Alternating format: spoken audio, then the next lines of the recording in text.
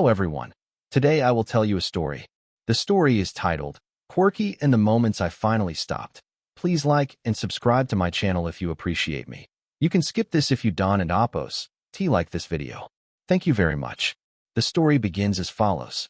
Quirky came into my life quietly. No dramatic rescue, no thunderous first meeting. Just a small dog with soft eyes, a tail that wagged like it was always slightly late to the party, and a habit of sitting down exactly where I stopped.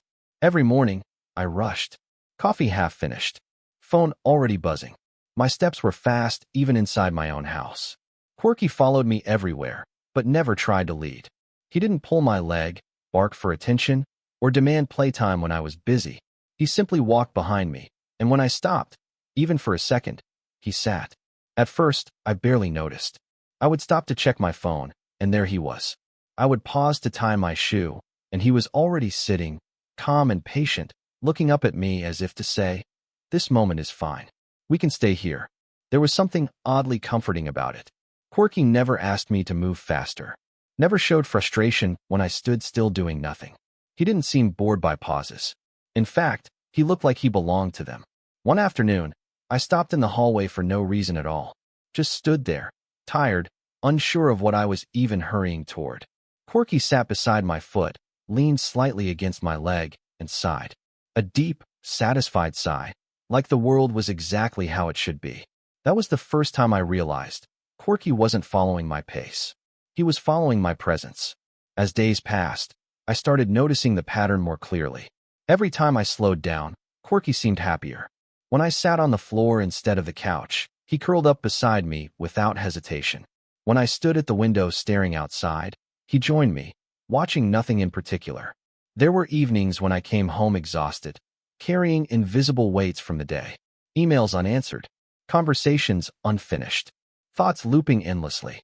I would drop my bag, stand still, and breathe. Quirky would sit, always sit, never rush me to throw a ball or grab a leash. Sometimes, I wondered if he sensed something I didn't. Maybe he knew that stopping wasn't laziness. Maybe it was survival. One weekend, I tried something new.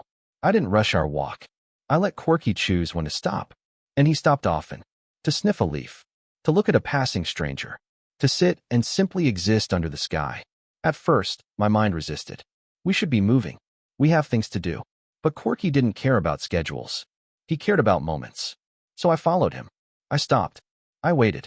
And something strange happened. My thoughts slowed down too. My breath deepened. The world felt less sharp, less demanding. Quirky sat beside me during those pauses, tail resting on the ground, eyes calm. In those moments, he wasn't just a dog. He was a reminder that life didn't need to be chased. It could be met. I began to understand that Quirky wasn't teaching me how to walk slower. He was teaching me how to stay. Over time, stopping became something I chose, not something exhaustion forced on me. I learned to pause before reacting, to sit with feelings instead of escaping them. And Quirky was always there, silent, steady, present. There were moments when I felt overwhelmed by the world. News too loud. Expectations too heavy. In those moments, I didn't look for answers. I looked for Quirky. I stopped. He sat. And somehow that was enough. Quirky never tried to fix me. He never needed words. His loyalty lived in stillness. His love showed up in shared silence. I realized then that animals don't just share our lives. They reshape them. They invite us into a rhythm that is kinder, slower, and more honest. Quirky taught me that stopping is not giving up. It is choosing to notice, to breathe, to be kind to yourself and others. Quirky and his quiet habit of sitting whenever I stopped changed the way I live. In a world that celebrates speed, productivity, and constant motion, he reminded me that stillness has value. By watching him, I learned that pausing does not mean falling behind.